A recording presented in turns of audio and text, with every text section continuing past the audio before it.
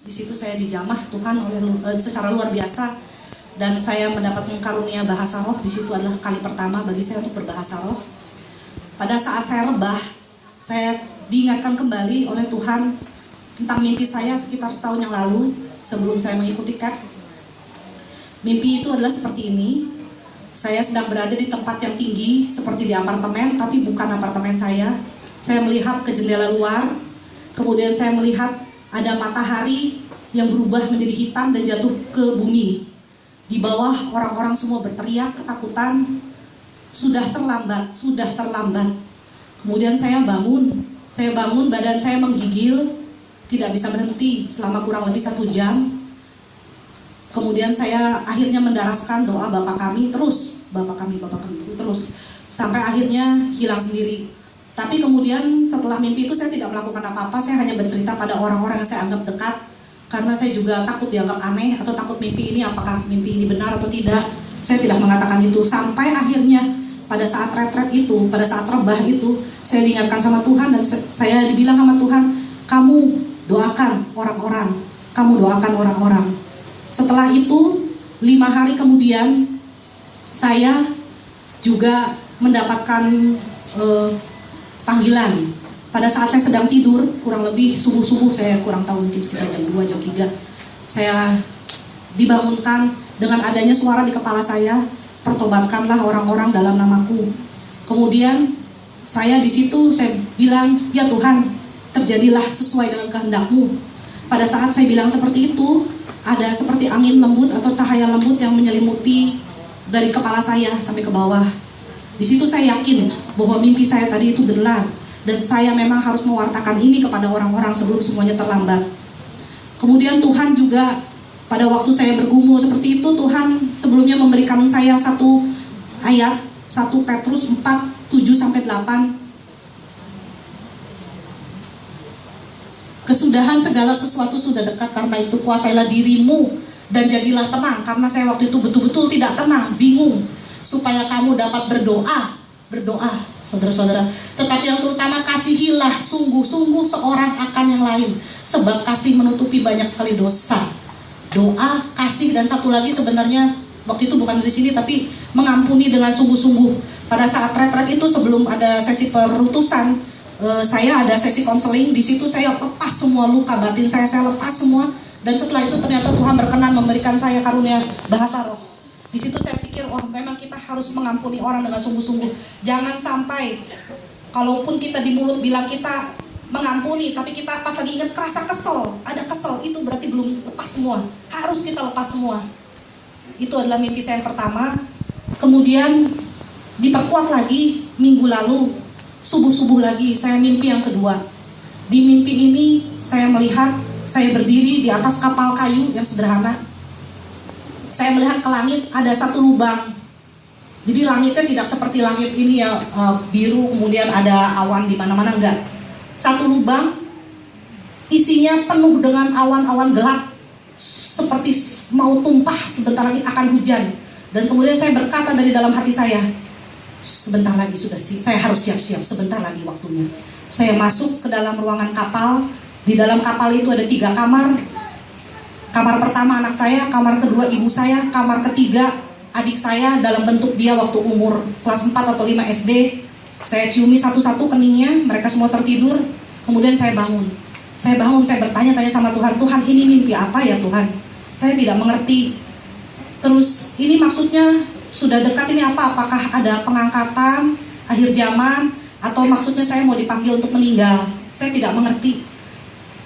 Saya berdoa, kemudian saya juga menanyakan pada Tuhan. Tuhan, saya lihat di situ ada mama saya. Mama saya bukan orang yang percaya sama Tuhan, jauh sekali. Bukan hanya dia, bukan Kristen, bukan Katolik, bukan. Dia sama sekali tidak percaya karena ada satu luka batin dalam dirinya. Kemudian saya tanya, Tuhan, apakah mungkin mama saya ini diselamatkan oleh-Mu? Saya berdoa begitu, kemudian Tuhan bukakan pada saya Zakaria 8. Begitu saya buka, langsung terbuka Zakaria 8. Yang pertama. Zakaria 8 ayat 2. Ya, di sini Tuhan bilang 2, kemudian 3. Ya, di sini adalah tentang Yerusalem baru. Tuhan menerangkan kepada saya Mimpi kamu tadi itu adalah tentang Yerusalem baru. Artinya apa? Akhir zaman. Siap-siap. Kemudian yang berikutnya ayat 6 dan 7 dan 8. Ya, tadi kan saya tanya sama Tuhan, ya Tuhan, ada mama saya di situ. Saya bilang kan, Tuhan, apakah mungkin? Tuhan bilang, mungkin. Bangsa-bangsa itu menganggap hal itu ajaib, tapi aku hal itu ajaib, tapi apakah aku akan menganggapnya ajaib? Bagi kamu tidak mungkin, bagi aku mungkin. Kemudian yang ketujuh, ya aku akan menyelamatkan umatku. Dijelaskan lagi, maksudnya mungkin apa? Umatku itu semua akan aku selamatkan dari tempat terbitnya matahari sampai dengan terbenam. Kemudian ini masih dengan yang tadi. Kemudian yang ayat ke-9, ya, kuatkanlah hatimu, hai orang-orang yang selama ini telah mendengarkan firman ini. Ini dari satu pasal ini, Zakaria 8, saya mendapatkan 3 kali Tuhan berkata pada saya, kuatkanlah hatimu, jangan takut. Kuatkanlah hatimu, jangan takut. 3 kali diulang-ulang di dalam pasal ini. Dan yang terakhir tadi ke-18.